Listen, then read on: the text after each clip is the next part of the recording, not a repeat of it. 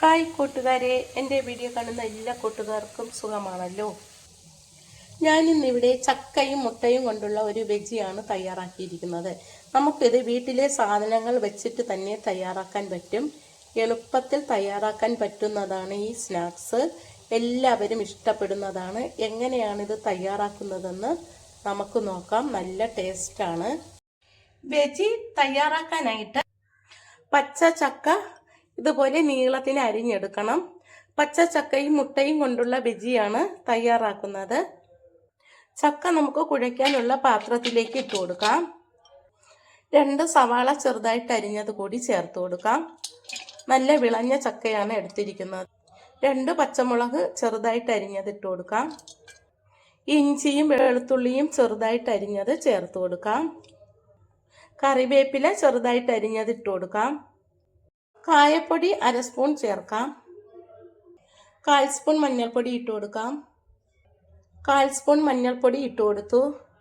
കാശ്മീരി മുളക് പൊടി 1 സ്പൂൺ ചേർത്ത് കൊടുക്കാം. കുറച്ച് ഗരം മസാല ഇടാം. 1/4 സ്പൂൺ കുരുമുളക് പൊടി ഇട്ട് കൊടുക്കാം. കുറച്ച് പെരുംജീരകം ഇട്ട് കൊടുക്കാം. 1/2 കപ്പ് കടലമാവ് ചേർത്ത് കൊടുക്കാം.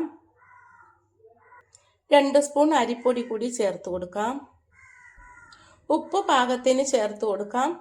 എന്നിട്ട് ഇതെല്ലാം കൂടി ഒന്ന് മിക്സ് ചെയ്യാം. കൈവച്ച് നന്നായിട്ട് മിക്സ് ചെയ്താൽ മതിയാകും. വെള്ളം ഒഴിച്ചു കൊടുക്കാം. കുറച്ച് കഴിഞ്ഞിട്ട് മിക്സ് ആക്കിയിട്ട് ഒഴിച്ചാൽ മതിയാകും. ഇനി ഇതിലേക്ക് കുറച്ച് വെള്ളം ഒഴിച്ച് മിക്സ് ചെയ്യാം. ഇത് കൈവച്ച് നന്നായിട്ട് കുഴച്ചെടുക്കണം. കുറച്ച് വെള്ളം കൂടി ഒഴിച്ചു കൊടുക്കാം. ചക്കയും മുട്ടയും കൊണ്ടുള്ള വെജി തയ്യാറാക്കാനായിട്ട് 6 മുട്ടയാണ് ഞാൻ എടുത്തിരിക്കുന്നത്.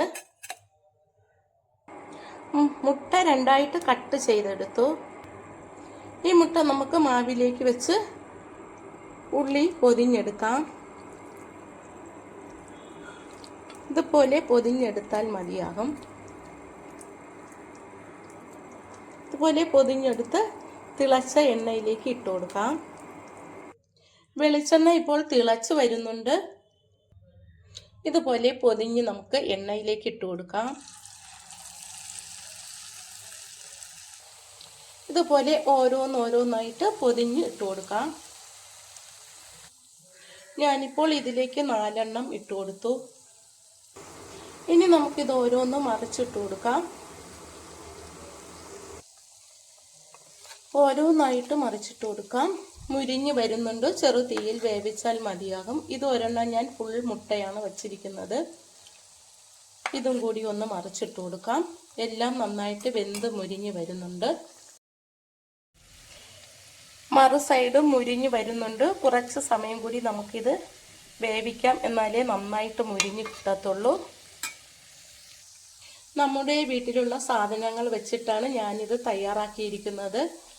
കുറച്ച് ചക്കച്ചുളയും മുട്ടയും മാത്രം മതിയാകും ഇത് തയ്യാറാക്കാൻ. സ്കൂൾ വിട്ട് വരുമ്പോൾ കുട്ടികൾക്കൊക്കെ ഇതുപോലെ തയ്യാറാക്കി കൊടുത്താൽ അവരെല്ലാം ഇഷ്ടത്തോടെ കഴിക്കും. വീണ്ടും വീണ്ടും വാങ്ങിച്ച് കഴിക്കും. ഇത് അത്രയ്ക്ക് ടേസ്റ്റാണ്. ചക്കയും മുട്ടയും ആയതുകൊണ്ട് ഇത് നല്ല ഹെൽത്തി ആയിട്ടുള്ളതാണ്. ഇതിപ്പോൾ മുരിഞ്ഞ് വന്നു. നമുക്കിത് കോരി മാറ്റിയിട്ട് അടുത്തത് കൂടി ഇട്ട് കൊടുക്കാം. ഇതുപോലെ എല്ലാവരും ഒന്ന് ട്രൈ ചെയ്ത് കഴിച്ചു നോക്കണം. ഇഷ്ടമായെങ്കിൽ ആദ്യമായി കാണുന്നവരെല്ലാം എൻ്റെ ചാനൽ സബ്സ്ക്രൈബ് ചെയ്യണം. എന്നെ സപ്പോർട്ട് ചെയ്യണം. Thank you.